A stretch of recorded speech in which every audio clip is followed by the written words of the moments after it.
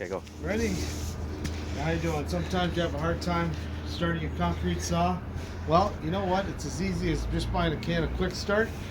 You shake it up, you make sure it's full of gas. You go in here, you check your muffler, where your muffler is, and you just give it a couple of squirts. Squirt it in there, squirt it in there. Let sit for a second. Don't put the choke on. So you should put it on, right? You should put it on because it hasn't started yet.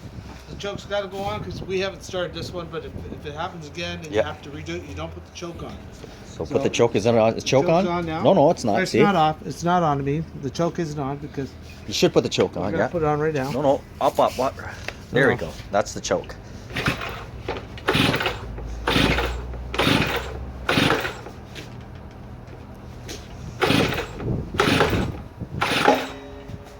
Oh. Let's get it going out. There you go. See it? That's it. That's it.